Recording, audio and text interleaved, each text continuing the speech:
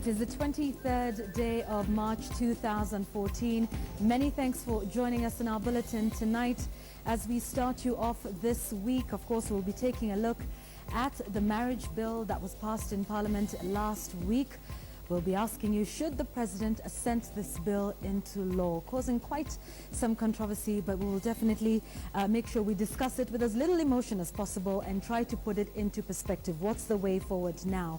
My panel today, we've tried to make it as equal as possible. I think we've matched the 50-50 rule. We'll have Samuel Chepkonga, who is the chair of the Justice and Legal Affairs Committee in Parliament. We have Wanjiko Muhia from the county of Nyandarua. We have Judy Thongori, who's a family lawyer, and Junet Mohammed, who's the member for Suna East. And we're asking you, should he assent to this bill? That is the President. Please send us your feedback into Twitter at Checkpoint. Use the hashtag Checkpoint. We'll be looking for your tweets. You can also send us a text. The number is 22155.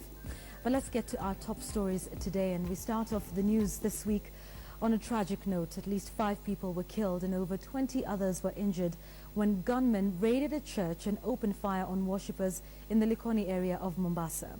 Now, according to eyewitnesses, 2 armed men walked into the Church of Joy of Jesus Christ and started firing indiscriminately before casually walking away. KTN's senior reporter Ferdinand Damondi, who is in Mombasa, has the full story. The floor of the Church of Joy of Jesus tells it all. Bibles scattered everywhere, one holy book soaked in the blood of the owner, who is among those who died in a hail of bullets from unknown gunmen. Joseph Ouma is shaken. He recalls 2 men entering the church from the back door and opening fire. Walianza kumpigia pasta kwanza, walianza kupigia pasta sana, ndio watu vile kuinuka wakaanza kumimina rele, sasa wakipeleka bunduki hivi. But Benson Okoth, who was with his wife and child, says he saw 5 people all armed with guns. Wanapomaliza tu ile milio ikaisha, nikashtua mwili yangu hivi, nikasikia niko sawa. Sasa ninapoinuka tu nikaingia kule ndani, nikaangalia mtoto wangu, nikampata kama yuko sawa, amekuwa yani ameshtuka tu kidogo. Ninapotizama sijamuona mamake. Mamake ninapotoka nje nikamuona hapa kama najivuta. Nikamwambia mama, uko sawa? Akaniambia mimi nimepigwa risasi wapi hapa hivi. Police say 3 assailants were involved. At least 21 people sustained injuries, most of them gunshot wounds. Fred Ambenji, who does wiring at the church, says he saw 1 gunman armed with a pistol, while another had what he thought to be an AK-47 rifle. Hasa kawa anachukua bunduki, alikuwa anashika bunduki hivi, anasimama hivi alafu anafanyia watu tu. Namaliza watu. Akirutisha hivi tena pia anaangusha watu. Hasa kazi ilikuwa tu kuangusha watu tu. County Commander Robert Kitur confirmed an AK-47 rifle and pistol were used, judging from the spent cartridges recovered from the scene. What is more worrying are claims that the gunmen casually strolled away from the church once they were done. Sasa ndio wakatembea polepole tu, wakienda ulitembea tu hata kwa na haraka. Wakatembea wakaenda paka pale mbele. It is alleged that the suspect just managed to escape through intermingling with the public. None of the eyewitnesses could identify faces in the melee, but give descriptions that suggest the attackers may have been local people. Ni Afrika tu kama sisi, manake ni vijana tu, walikuwa ni vijana wadogo tu, si ati watu wa umri mkubwa. Vijana tu. Kwa jamaa mmoja mwembamba hivi mrefu kidogo, alafu na mwingine mfupi. Area MP Masood Mwahima, who visited the injured at the hospital, now wants the people of Likoni constituency to join hands and help the police to hunt the attackers down. Yani wa kanisa na Waislamu wanakaa pamoja kama ndugu. Sasa wale walifanya kile kitendo si Waislamu wala si wa misheni, wale wahalifu wa kawaida ambao wameadhamia wametaka kutuharibia Likoni. It's unfortunate when incidences such as this occur is when leaders come out. When the police made a recovery a few days ago, leaders, we need to come out and give them a support, a thumb up. The Kenya Red Cross Society has established a tracing and counseling center at the Coast General Hospital. The surprise attack sent many people scampering in different directions, leaving some unable to trace their kin. We have young children who may have also, get lost, and so this is a tracing service that we want to establish so that we reunite the families once again. This is not the first attack on a church in Likoni. In December last year, Assailants torched an evangelical church on Christmas Eve. In June last year, over 20 people were injured when attackers exploded an IED on a crusade, again in Likoni. The latest attack will reignite fears of religious radicalism, although police have sought to downplay this incident. We are treating this as a criminal act, not a terrorist act. And criminals thrive in our midst. These are people whom, as much as we try to contain, will always be there. The attack comes barely a week after police arrested 4 suspected terrorists and recovered powerful explosives from a stolen car in Mombasa. The explosives have since been destroyed. In a week that police foiled a potentially catastrophic terrorist attack, this latest event is a most unwelcome anti-climax and a savage reminder that mindless people are still out there looking for the slightest opportunity to take away innocent lives. Ferdinand Omondi, KTN, at the Coast General Hospital, Mombasa. Now, this attack comes just 1 day since security chiefs assured Kenyans that the coast is under heavy patrol. The Inspector General of Police and the Interior Cabinet Secretary assured Kenyans that all public places would be safe. Today's attack pokes holes into these statements, exposing even more loopholes within the police service. On Tuesday, police in Mombasa intercept what they call the largest arsenal of explosives, 173 kilograms of TNT explosives to be precise, allegedly intended to be used in a terror attack. Security chiefs boldly assure Kenyans there's no cause for alarm. Mombasa is a safe destination for our tourists, and that tourist establishment will receive special consideration with regard to enhanced security. The government is pretty alert. Wakati munalala serikali hailali. 5 days later, unknown gunmen storm a church in Likoni, spraying the congregation with bullets. 5 people are dead, 21 injured. Leaders step in to quell the religious undertones building up. Government need to increase security in our churches, because we don't know who or where else they are going to attack.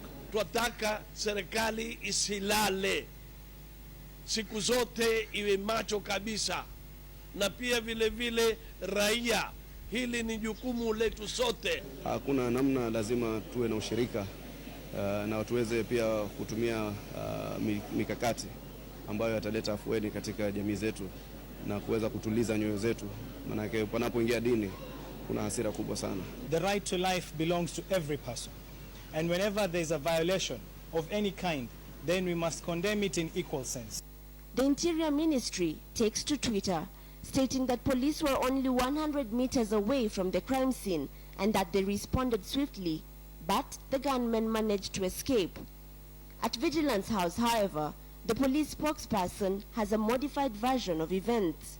There was presence of police officers, and being 50 meters away, they went, and actually there was confrontation between the police and the criminals.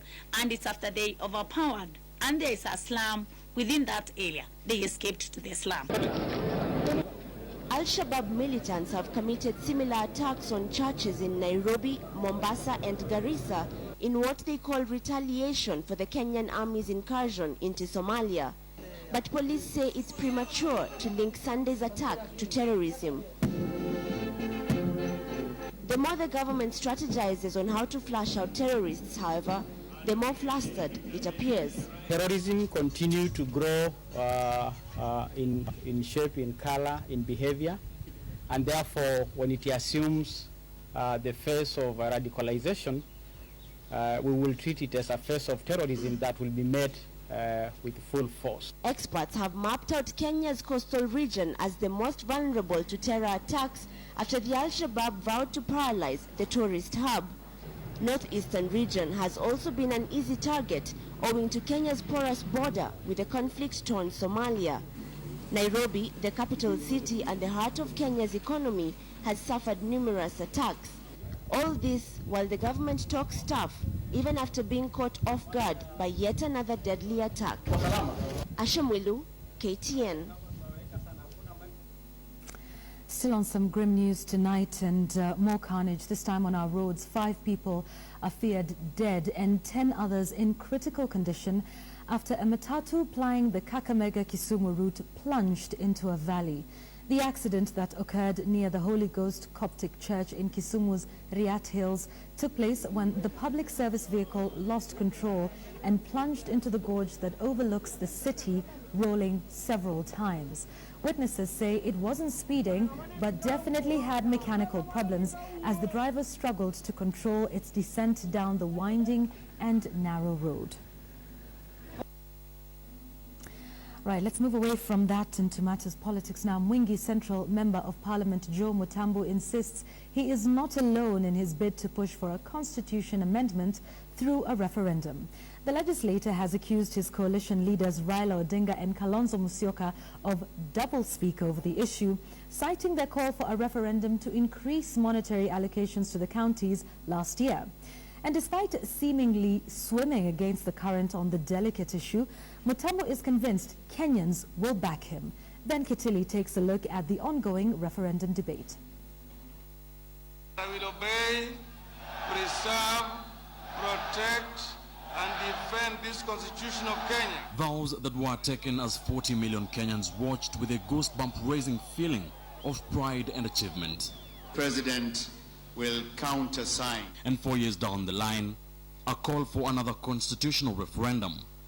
Mwingi North MP Joe Mutambo sponsored the Constitution of Kenya Amendment Bill 2014 and through it seeks to reduce the number of counties from 47 to 10, as well as slash the number of members of parliament from 290 to 140, all to reduce what he calls unnecessary government spending. He has called his party leaders in the CORD coalition out on the opposition to the referendum. Bwana Raila Odinga, ningependa pia kumkosoa Bwana Kalonzo Musyoka. Miezi minne iliyopita walizunguka kila pahali wakisema wanataka referendum ya kubadilisha katiba. Nataka waambie wa Kenya, ile katiba walikuwa wanaitishia referendum ilikuwa ni ya Zambia ama ni katiba hii yetu? However, despite the general agreement that there is need to slash the huge public wage bill, Mutambo's referendum proposal is being met with much resistance. Maneno ya kusema ya kwamba mambo ya kurekebisha katiba, mambo ya referendum, hiyo tunataka ingoje kidogo, kwa sababu katiba tuko naye ni katiba mpya. Tunataka tutekeleze katiba iliyoko kwa kikamilifu. NGOs in the country have been conspicuously silent on the wage bill debate, but Jukwaa la Katiba advises that the constitution should first be given time to work as is. Putting money into auditing the constitution. Who told them that we need to audit the constitution?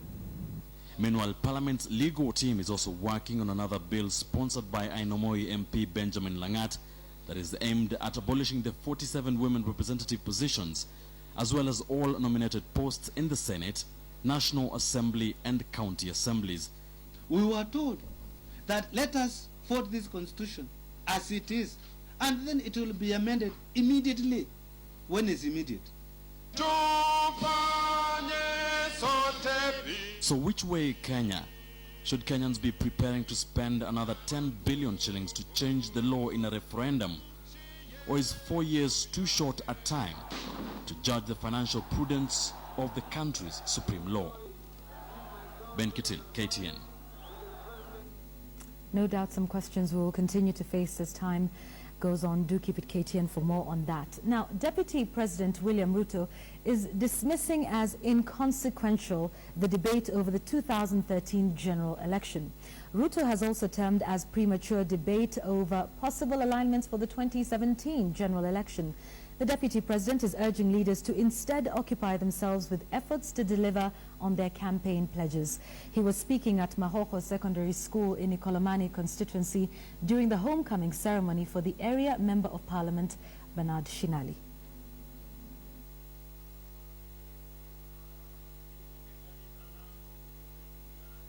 We should not engage in a useless debate about who won and who did not in 2013. That is already settled. We should not be scheming about who is going to win in 2017. That is yet to come. The business we must engage ourselves now is how we are going to build roads, how we are going to transform our economy, how we are going to ensure that there is sufficient electricity, how our students are going to get colleges, how we are going to change Kenya. That is the business we have for the moment, ladies and gentlemen. Now, about 6 months ago, KTN highlighted the plight of physically challenged street beggars who had been lured into the country from neighboring Tanzania with a promise of a better life. At the time, authorities arrested those involved in the syndicate. However, as Betty Kyalo found out, hundreds, if not thousands of street beggars still find their way into the country and end up leading torturous lives in the hands of their masters. Here now is another face of the plight of the physically challenged beggars. It is about 5 a.m. in Nairobi. Residents in various parts of the city are already on the move.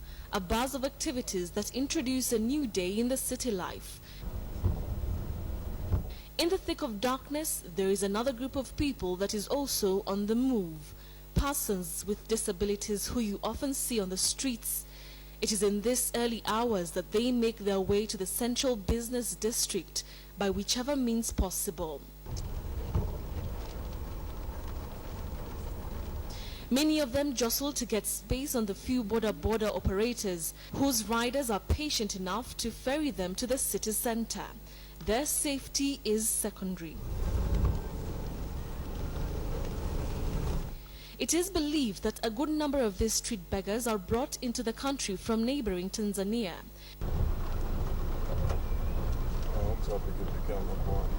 Shrewd businessmen and women promise them quick money, an opportunity that they often jump on.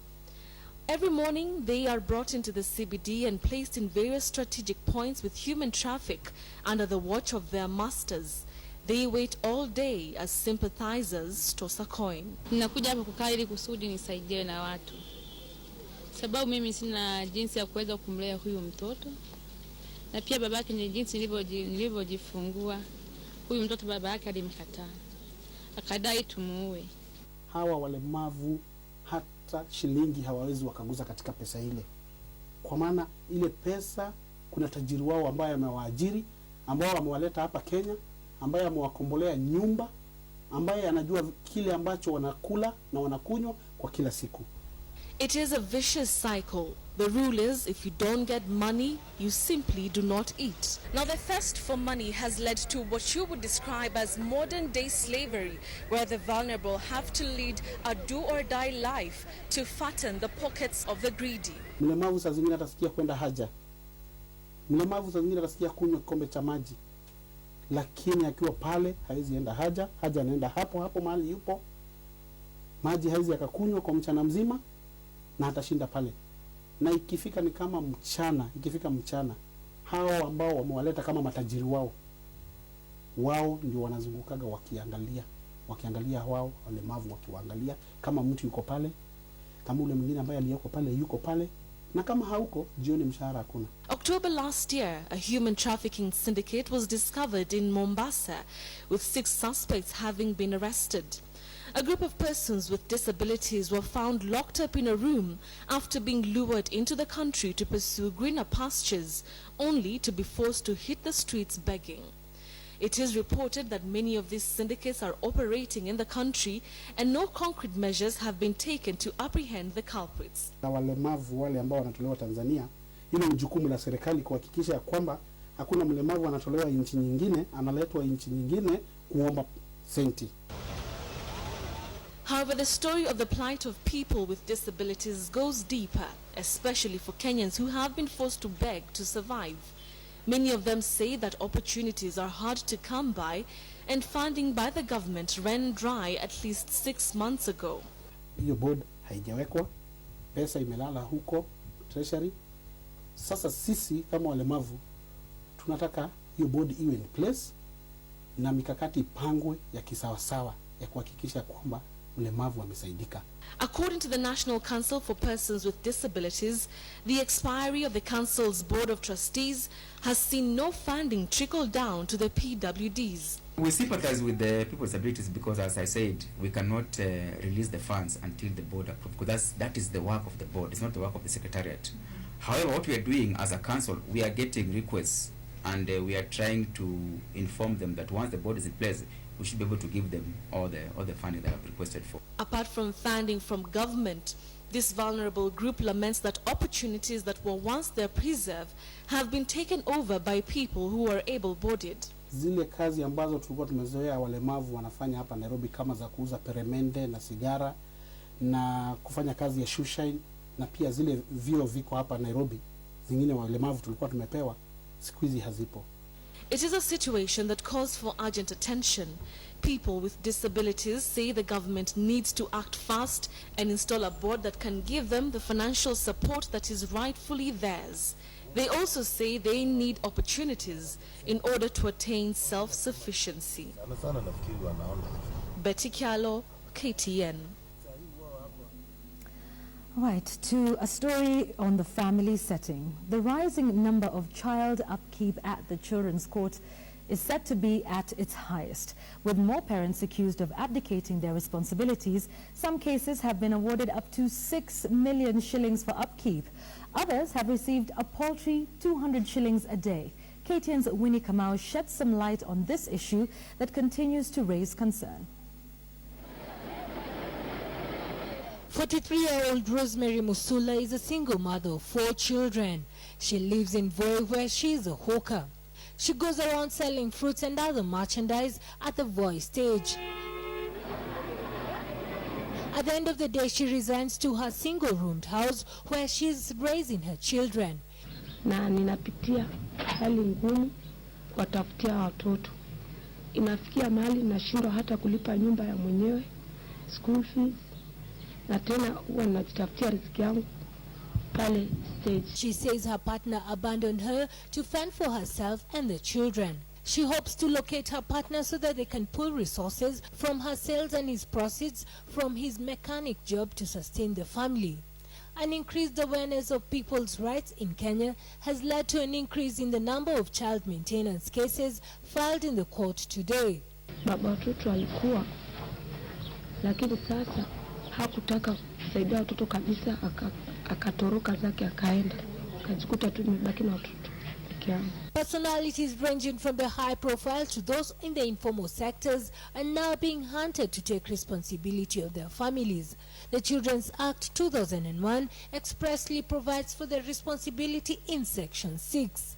From the Children's Court at the judiciary, indications have shown a rise in upkeep cases lodged at the High Court since 1999. Between 1999 to 2007, 87 upkeep cases were recorded, which rose in 2012 to 1,630 cases and in 2013 to 1,800 cases.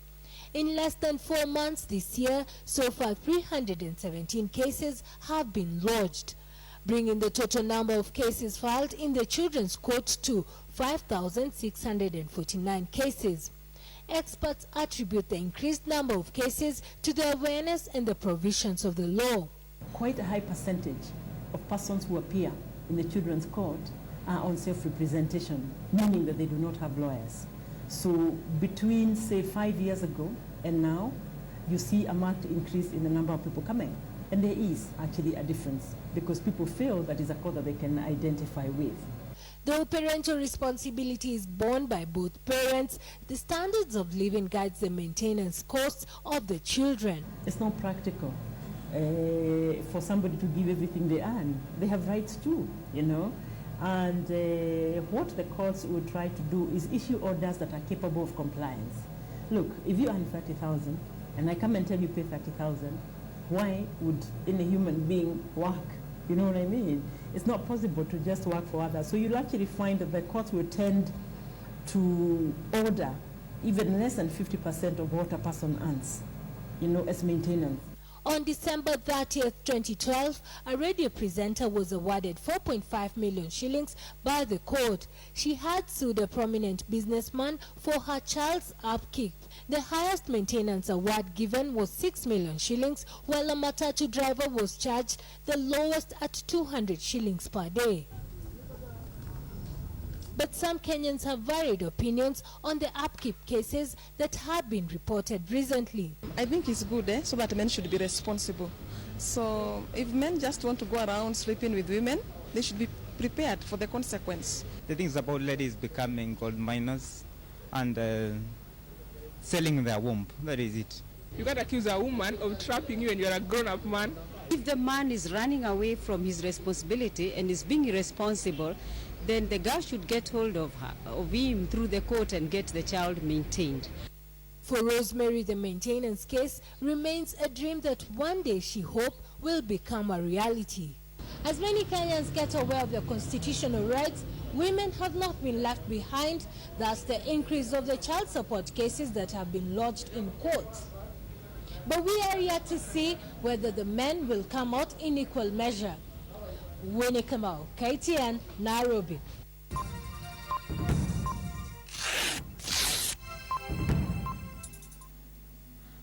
Right, welcome to Checkpoint. Today we're discussing the marriage bill passed in Parliament last week and awaiting presidential assent. And this is something that generates heated discussion. Anytime you touch on the family, then it is definitely one that we're going to be talking about for some time. Your views on this? Should the president make an assent to this bill, in effect turning it into law? Send us your views on Twitter. Use the hashtag Checkpoint. You can also send us in your comments on SMS, that is 22155. But first, let's take a look at the amount of feedback this has been able to generate. This is what happened in Parliament on Thursday, plus some feedback from our viewers.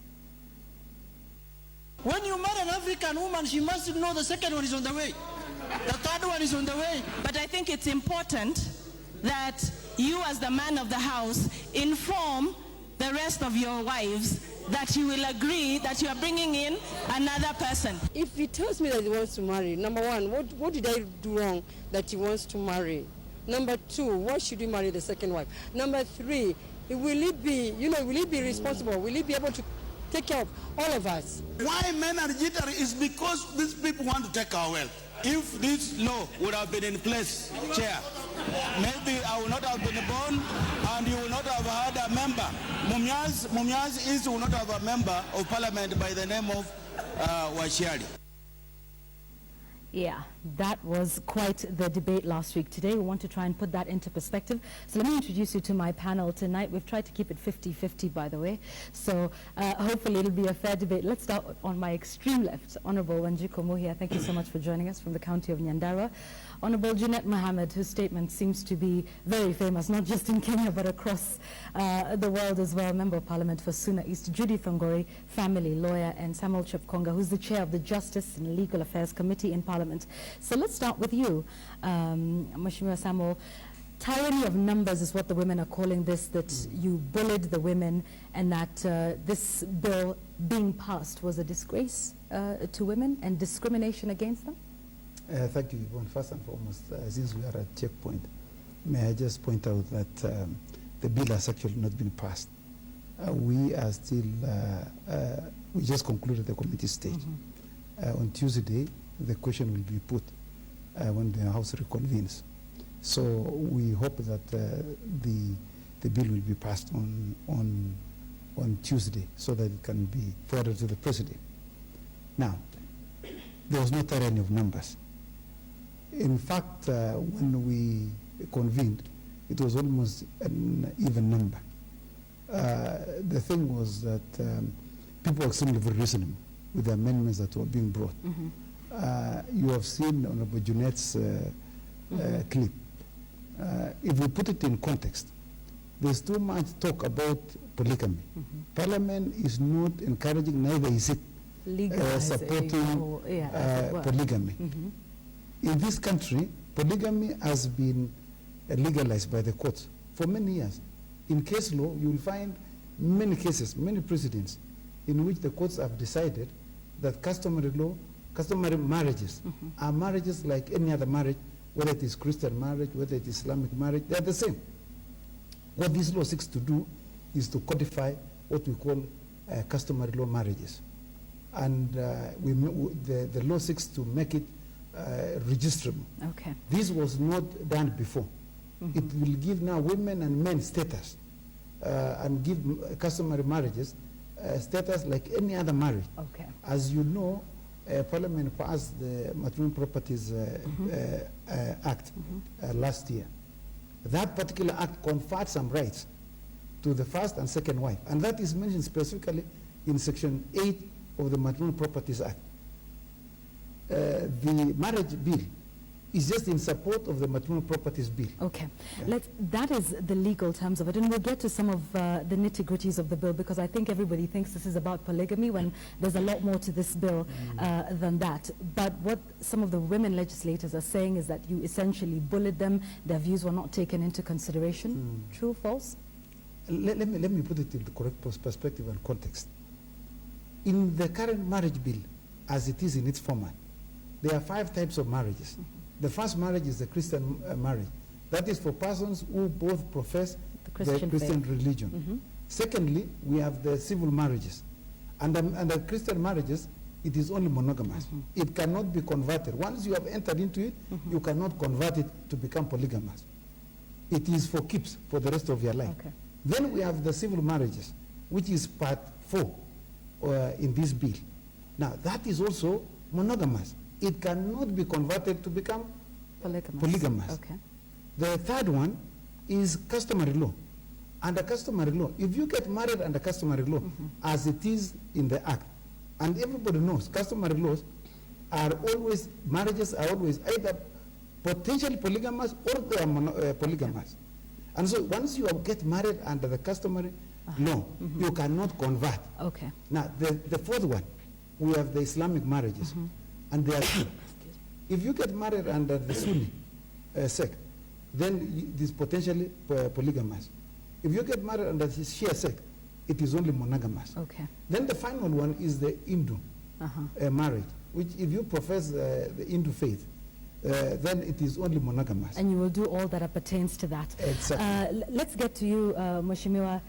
How did this bill pass with the fact that now we have more female representation in the House, 47 women representing the counties, and many saying before the numbers were lower, and this is the function of the county women representatives to sort of champion the rights of women. How was this able to pass at a time like this? First, I love the way the chairman of Legal and Justice Committee is explaining very nicely, and I wish the way he is explaining it is the scenario.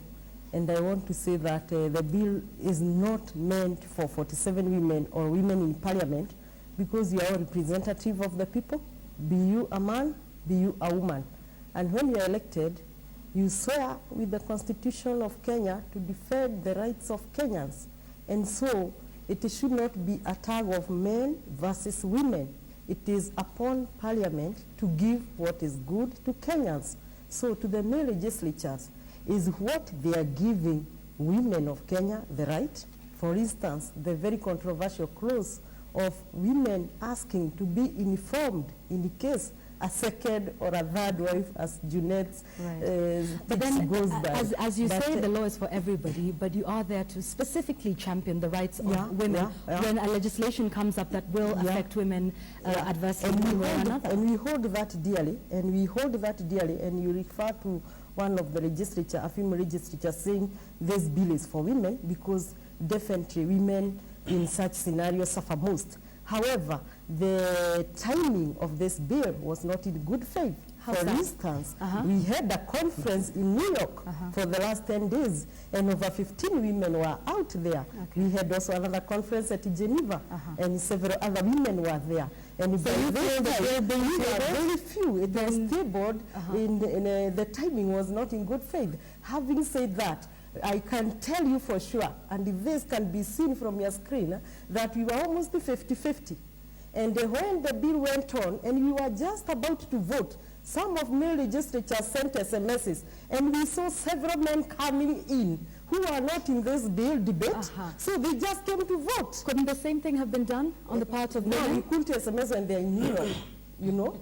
Could they have possibly returned? I'm just asking. Of course, when we are going to discuss in New York was important. My point here is that it's important for legislatures to discuss the bill in totality when we are in the House, Else, the message sent to us women, hence we protested and walked out, is that these men are just there to vote, men versus women, which should not be the case. Because how do you take tea outside, and when we are just about to say nay or aye, you see 20 men come in? Where were they when you are debating? I can give you a very good example of clause 11, 3D, where Honorable Maura was trying to explain the meaning of mental disability. And you find that legislatures are not there to listen, even to understand. You shouldn't go to a debate with a closed mind or a set mind that this is how I shall vote. I can go there and get convinced by another legislature, and I should be flexible to change for the sake of Kenyans. Mheshimiwa Jeanette, did you go there with an open mind? The statements were quite precise. Yeah, me, I went there with an open mind, and I went there prepared. That I read the bill, and I knew the bill was in the order paper for that day. And it was my duty to legislate. So I went there with an open mind and give my views. Well, let's not close our eyes on the realities. The issue here is that we are making laws for the whole country. We are not making laws for members of parliament, and we are not making laws for people who reside in urban centers, like Nairobi, Mombasa, and such kind of places. Do you think that's what the women were trying to do, to make it more uptown elite? That is what that's the scenario I found in parliament. Where I represent, or where I come from, 80% of marriages in that place are polygamous, even today as we speak. So there is no way I can legislate in parliament forgetting that my people are polygamous and laws of marriage are being discussed there, and I want to turn them to monogamous in one day. It can't happen. Were you out of touch, Mheshimiwa? I will say that the chair have already explained 5 marriages, and each, in my view, are all religious. Islamic is a religion, Idu is a religion. There's a civil one. Yeah, civil. And there's the customary. Civil, yeah, we have to get in mind that always we have come, we stay in Kenya, and come, we stay, gradually turn to customary. So I'm afraid that most women, or most marriage, women may be subjected to customary law, where the men you have a widow to get the second and the third wife. That's the greatest worry that women had. Let me interject there only once. And Judy. She might be thinking that when I am saying 80% of the people I'm representing are polygamous, she may be thinking I'm talking about the Islamic faith. The people I represent are 99% Christians. Okay. And they practice customary marriages. And customary marriages are potentially polygamous. That is why when the chapter of the customary law was being discussed, I had to put my foot down and make sure that they get what they wanted. Judy, let's bring you in. What are your thoughts on this bill? We've been trying to consolidate all the 7 laws governing marriage in this country for a very long time. What are your thoughts on it, including some of the clauses that we're seeing about, and I think Kenyans got it wrong, and this would be a good time to correct it, that clause that has now been deleted would say that a man needs to ask permission from the first wife. Indeed. A lot of things are going through my mind. But let me first thank you for making family issues prime time TV time. You don't know how long we have waited for this moment. Because as you know, the Constitution says it's a fundamental unit of society and the basis of social order. We have debated everything else but this. So am I pleased or not to see members of parliament right here talking about that issue? Let me also say that the debate has been interesting, but when and annoying at some point. But when I go through getting annoyed by some of the comments my colleagues here were making, I actually thought, good idea that we ventilate. Because you know what? They are representative of what our society thinks. And it's very important because until you have debate out here, you won't know what you're dealing with. So that's a perspective that is representative of a certain persons. But having said that, I hope beyond the debate, we're going to see what is the larger interest of Kenyans. So for me, I think that it's critical that we have been talking. But it's also very important to look at what opportunity were women members of parliament denied. It's very important to see where the bill came from. This bill, members of Kewopa have been sitting on it and thinking through it and deciding this is a bill we need at this point for Kenyans, the marriage bill. So it is not the bringing of the bill, it's not even the debating of the bill, it's not even the passage of the bill that's the issue with the women. It is the fact that some of the clauses were removed from that bill. One of the clauses being the breach of promise to marry, that you cannot get damages. The other one being the approval, the information to the spouse, like Mheshimiwa has said, the existing spouse, that your husband is about to marry again. So it's very important that you know that the bill had the support of the women as it was being brought. What the women did not support was the removal of those clauses. And what we need to debate as Kenyans is whether those clauses kill the bill. For me, that's critical. All right, and let's get into that. How applicable would some of those clauses be? For example, a promise to marry. What constitutes a promise in a legal setting? A couple of coffee dates and it looks like this is serious and it's getting somewhere. At what point would you be able to go to court? Were some of these clauses, though, you know, applicable? For example, I cannot picture a woman being asked, I'd like to marry a second wife, and she says, oh, great, fantastic, let's, you know. Well, it's unlikely. In fact, let me quickly go into the issue of polygamy and the issue of consent. Now, like they're not my colleagues, the honorable members of parliament have said, I think I'm already elevated. Like the honorable members have said, we have marriages that are polygamous or potentially polygamous and others that are monogamous. It is expected and hoped that Kenyans are going to be able to stand in a place where they are able to choose whether to be monogamous and polygamous.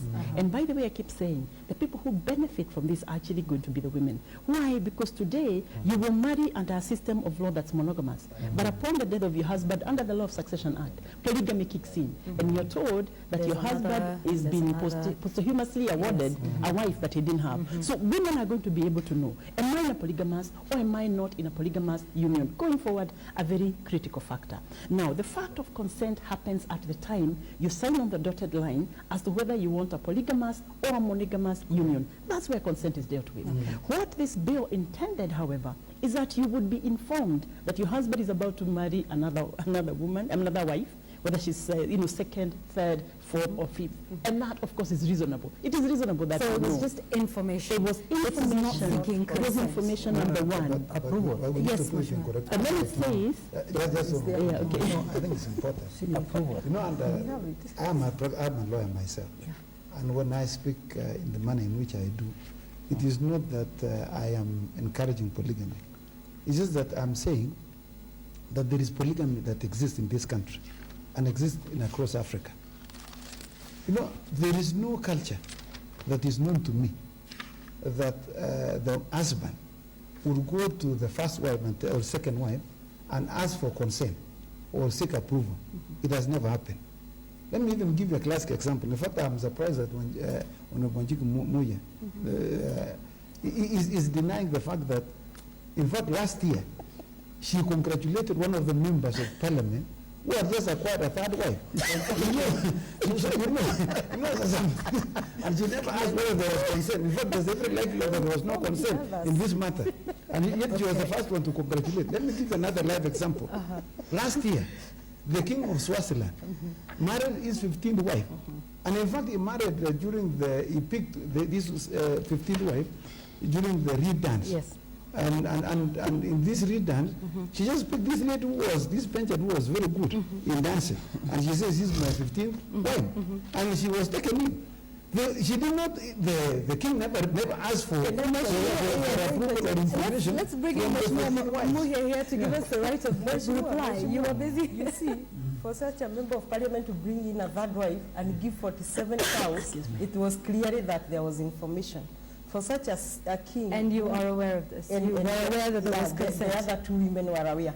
But in the point of information, the contradiction that I want members to take it seriously is that it is contradicting the matrimonial property bill. How? In the case where a woman is not informed that another woman is coming, and that woman stay with that man for 10 years, the matrimonial bill did say that in case a second wife come, the property shall be shared to you from that time. So in this scenario where this woman is not informed, this other one will come and say, I've been in your life for the last 10 years. So really, we must also look at holistically, not just information. And I agree with my colleague that really no woman will agree. But let's go even as back as traditional. When men had a lot of cows, a lot of goats, and they married. In fact, my grandfather is known of having married 5 wives.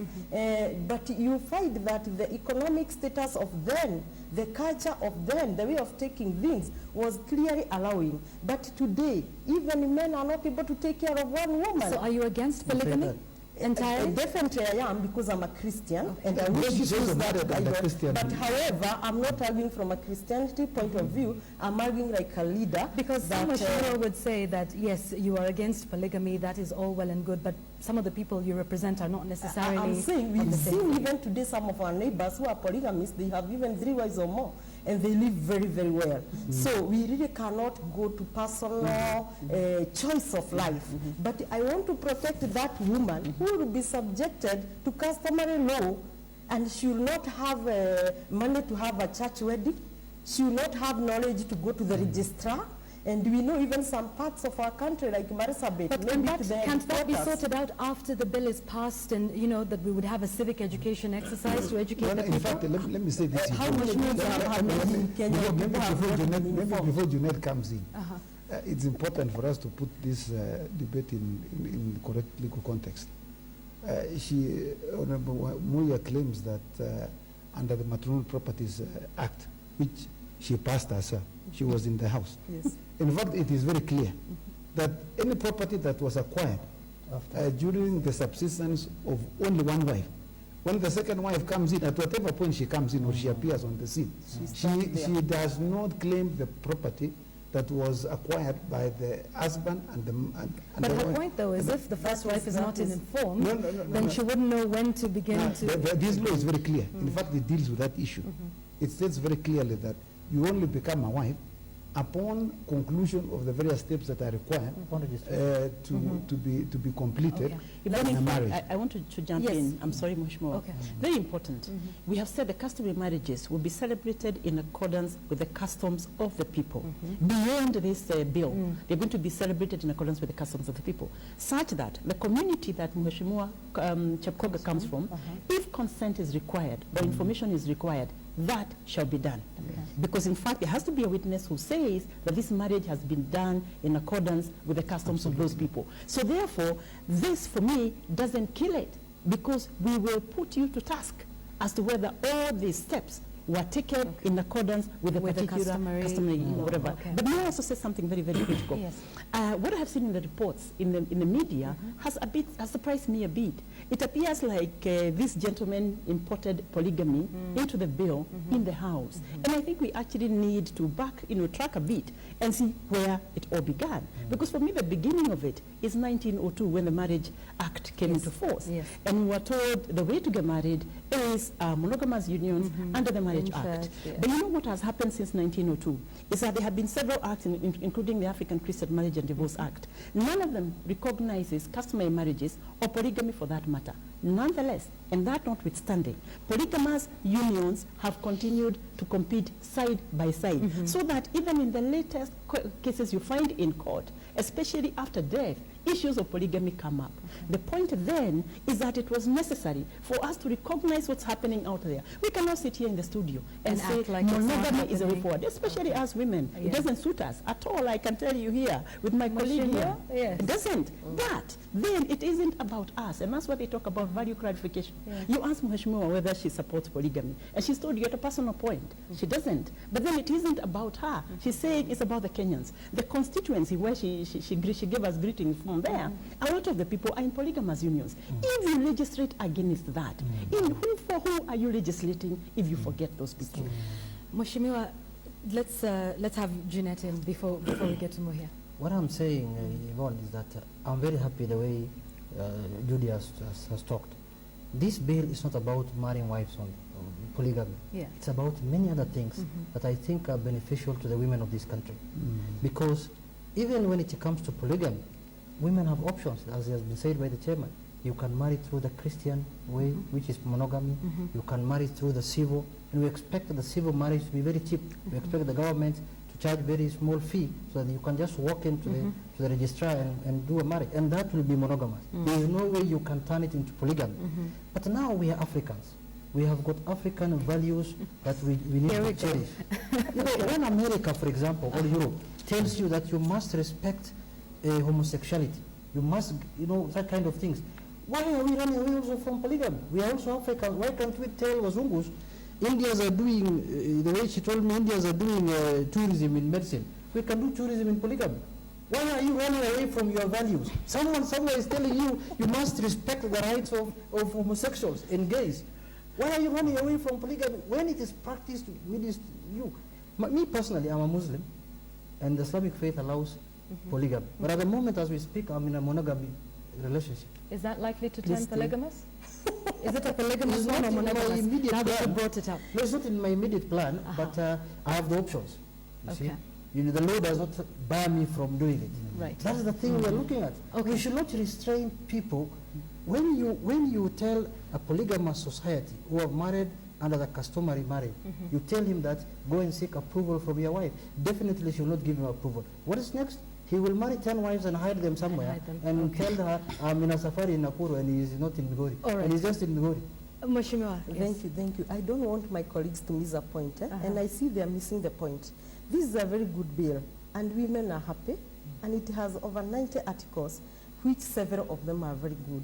We only have 3 or 4 controversial points that we want to put in place so that our work as legislatures can prove that we legislate to all the people of Kenya, not a certain group. All right. And we are also not against polygamy, neither are we trying to say people to choose monogamy.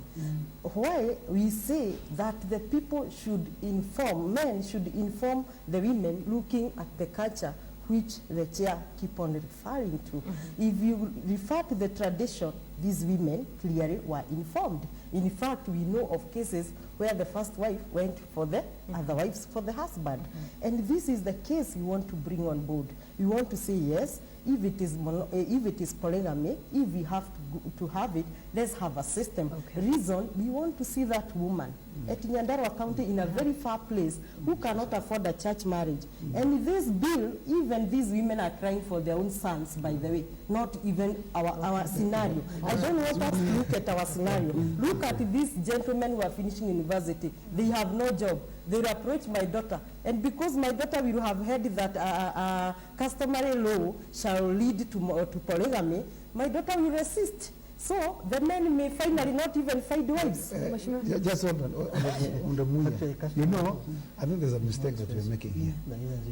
You know, customary law is not for persons who cannot afford Christian marriage. Is that or civil. okay? It is not. In fact, customary law is more expensive than civil marriage. You also take 10 cows. No, in fact, Muya herself has said the member of parliament that she congratulated paid for the 3 cows. So it was very expensive. So you know, I think let's put it this way. You know, the various, the 5 types of marriages. This gives a choice to the 2 parties to decide under what particular marriage do you want to celebrate your marriage. If you want to celebrate under Christian, then you choose. Okay. So, you know, it's also a perception thing that customary law seems to be for second, the ones who it's very expensive. Second, let me say this is a very important point. In fact, what this law is doing is just purely to recognize marriages that are polygamous, that they exist. Because what we know, because of the affluence that is taking place across this country, many people are going toward, because again, life has become very expensive. So people cannot afford to have very many wives. And I want to let Muya know this, which is very important. All cultures are not the same. There are those cultures, like even my own where I come from. I'm from the Kalenjin tribe. In Kalenjin, the wives were always informed. In fact, just like the Kikuyus, so they used to accompany, but in other tribes, they are not informed. Okay. The wife just appears. Very quickly, I'd like us to address, and I know we have some little time left, because it's not only about polygamy.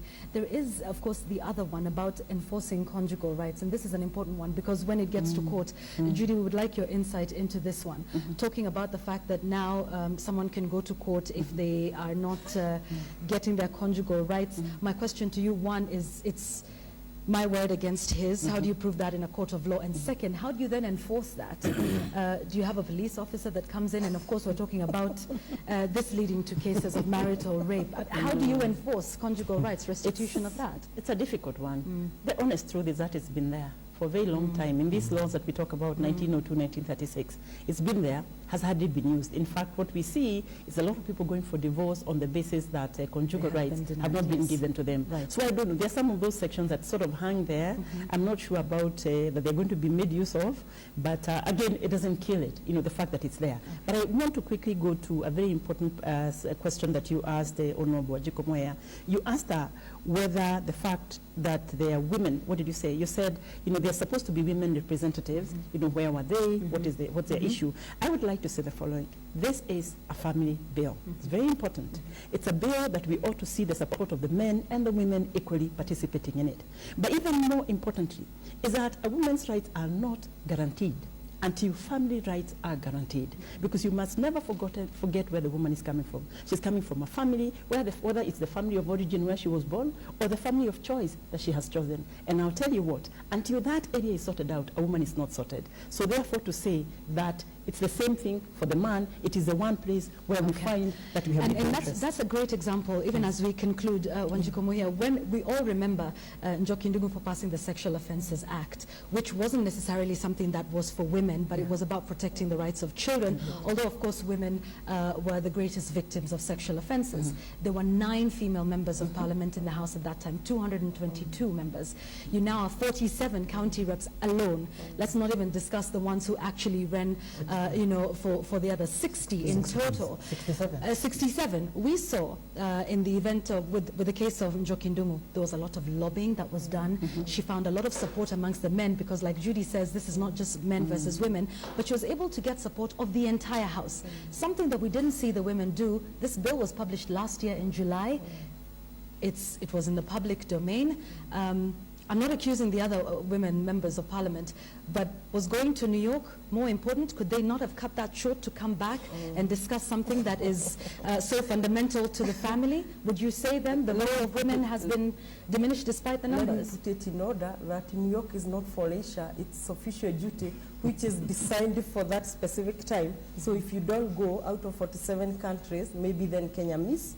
And I would also like to say that it's not that we didn't lobby. In fact, Judy has always been holding session with us. And all along... Did you lobby the men, though? All along, with the Legal and Justice Committee being the main shareholders in this, or stakeholders, or rather the persons who are championing this, they lobbied specifically through the committee. But it wasn't very successful. Unlike Njoki Ndungu's time, though I'm a first timer in parliament, I know now the committee is mandated even to bring in stakeholders. You bring bishops, you bring priests, you bring people. So at committee stage, what was brought on the table to us was all well, because if it is brought by the committee, which has more men out of 29, maybe there are 6 women, so all was well, until when we find that specific men have specific agenda which specifically suits them. But let me say as we conclude. As we conclude. Before we conclude. As we conclude. I just want to support Honorable Muya. For once. You know, some of us who are very pro-gender in this particular bill. We have had a number of sessions with the UN Women, sponsored by my good friend Judith Ongori. We were in Naivasha for a retreat. In fact, we discussed this, and in fact, we came to an agreement that this was a good bill.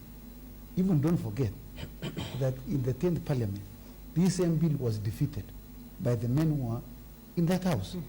Now, these are different men who are now, including myself and Junet, who are in fact passing this bill. Okay. In fact, in the concluding remarks. And I just want to assure you that we are very pro-women. I am married to a woman. I have 2 girls. So when somebody thinks that we are fighting against women, that is not true. What we just want, we want a law that is universal, that is acceptable to all. We are not legislating against one section or one sector of I would like to give the 2 of you 30 seconds. Thank you. Very strictly. We're 30 seconds. We're going to take it. I think the bill has been successful. The fact that it has found its way to the House is the greatest success of the time. I need to tell you in a second that the last time we heard about this in greater detail was 1967, when the late President Mzee Jomo Kenyatta appointed a commission on the laws relating to women. The bill that came out of that commission, I think there were 3 attempts to pass it, and they didn't. From then, we've never seen it in the floor of the House. For me, the fact that we are here, the fact that it was in the House is a major success. And women parliamentarians work through KEWOPA. I can tell you, KEWOPA has not been sleeping. These ladies, we've met at breakfast, we've met at lunchtime, we've met in Naivasha, and very many other places. So they did lobby, and I actually need to give them a pat on the back. All right. Yes. 30 seconds. The gains that women have made in this bill is enormous. I don't think they need to lose this. And I would like to request His Excellency the President to assent to this bill as fast as possible. And even if it's to return, I can assure you that that issue of requesting for permission in a polygamous marriage will not change. That I can assure you. I know the mood of the men in that house. And they, do you also know the mood of the women? That is something that you would also need to know. Thank you very much, ladies and gentlemen, for joining us tonight. It's definitely a discussion we cannot conclude in one sitting, but we thank you all for making the time and having a nice, sober discussion around this issue. Like Judy Thongori, family lawyer, says, it is important that we're even having a discussion like this. Many times we talk about politics, but this is the fundamental basis of society. So this is an important discussion that will continue. We wait to see what happens on the floor of the House on Tuesday. I will continue to take a look at some of your feedback, lots of it. Let's take a break. We'll be right back. Thank you very much. Thank you.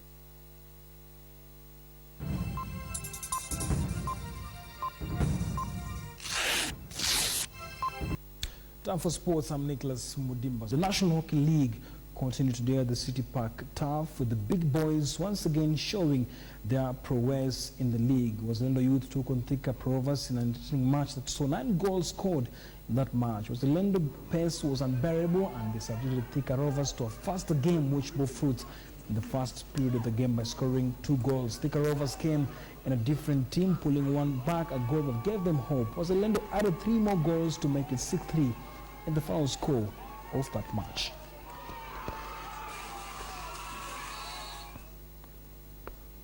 The first leg of the annual Standard Group County Golf Classic Series teed off yesterday at the Par 72 Royal Nairobi Golf Club. The series attracted over 200 golfers eager to win the premium golf event staged in Ngong Road Golf Course. The notable group, which was that of Boshera and Mugambi, J. Kogo and J. Chebukati, due to good form they displayed.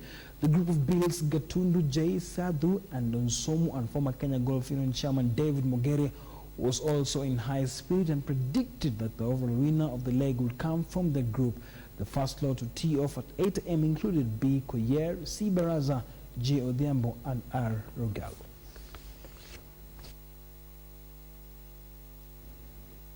All right, at 11, just try and stay awake. It's a Clasico day where Barcelona will be taking Real Madrid at the Santiago Bernabeu Stadium. Join me tomorrow at the Morning Express show. We'll be giving you all the results. Have a good night.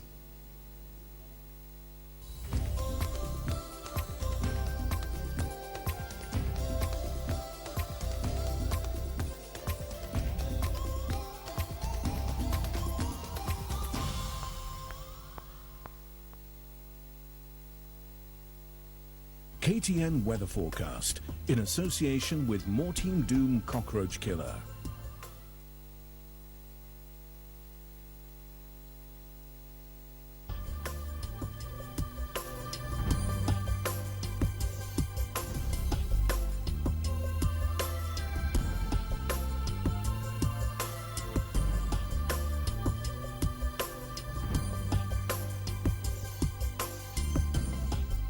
Time to wrap up our bulletin this evening. We thank you so much for watching. Thank you for your feedback regarding the marriage bill. It's definitely a discussion that will continue.